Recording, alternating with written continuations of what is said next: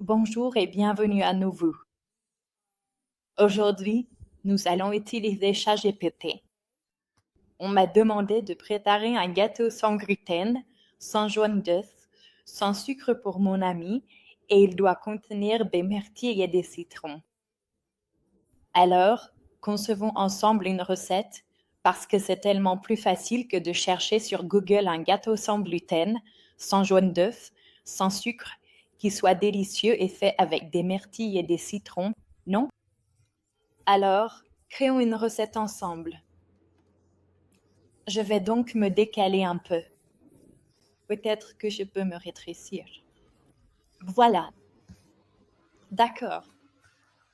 Alors, bonjour à tous. On m'a récemment demandé de préparer un gâteau, plus précisément un gâteau d'anniversaire, pour un ami très cher. Ce gâteau doit répondre à plusieurs critères bien précis. Il doit absolument être sans gluten, sans jaune d'œuf, sans sucre ajouté, et il est impératif qu'il contienne à la fois du citron et des myrtilles. De plus, tous les ingrédients utilisés doivent être issus de l'agriculture biologique, c'est-à-dire entièrement bio.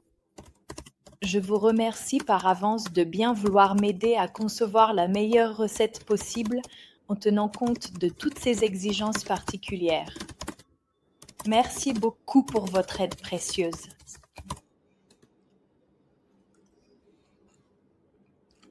Oh, il connaît mon nom parce que j'utilise cet outil, en fait, depuis octobre 2022. Je n'ai pas de chaîne YouTube. Je débute tout juste. Mais, j'ai fait des recherches approfondies, passant au moins 1 heure, parfois plus, jusqu'à 3, voire même 8 heures par jour, à travailler avec ChatGPT, mais aussi toutes sortes d'outils d'IA, simplement en les utilisant, en les testant, pour voir comment ils fonctionnent. D'accord, voyons ce qu'il a proposé. Il utilise de la farine d'amande et de la farine d'arrowroot ou de tapioca, ce qui a l'air bien, mais en fait, moi, je préfère personnellement la farine tout usage de Trader Joe's et comme ça je n'ai pas besoin d'utiliser plein de farines différentes.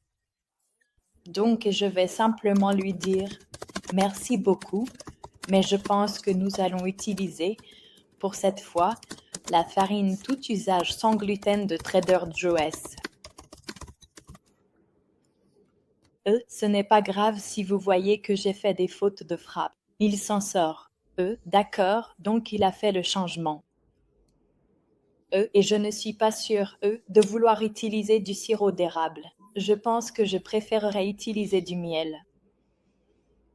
Et j'aime bien l'idée d'utiliser de la compote de pommes, mais je me demande si on pourrait utiliser, genre, je sais que mon ami aime vraiment la papaye, donc, voyons d'abord, qu'est-ce qu'on a dit en premier? Ah oui, le sirop d'érable. Alors, bon, je vais juste dire ceci, ça a vraiment l'air délicieux et je te remercie beaucoup pour ta proposition, mais je pense qu'on préférerait du miel car c'est quelque chose que nous aimons particulièrement et peut-être aussi des dattes ou l'un ou l'autre selon ce que tu as et de la papaye, peut-être à la place de la compote de pommes ou même en plus de la compote de pommes si c'est possible. Ce sont simplement nos préférences, mais bien sûr, tout ce que tu proposes sera apprécié. Disons sauce ou purée de papaye.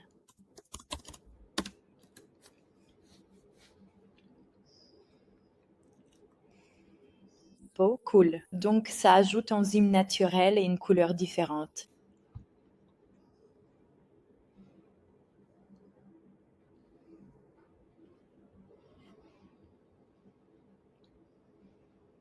Incroyable. Je trouve que ça a l'air incroyable. Et pour être honnête, j'ai déjà fait ça et mon ami a adoré le gâteau. J'ai fait exactement les mêmes modifications. Il faudra que je regarde si je peux retrouver une photo du gâteau et je la mettrai pour toi. Bref, voilà en quelques minutes comment utiliser ChatGPT de la manière la plus créative, simplement dans votre vie quotidienne, pour tout transformer afin que vous n'ayez plus à chercher les recettes des autres, mais que vous puissiez vraiment les créer vous-même à partir de zéro.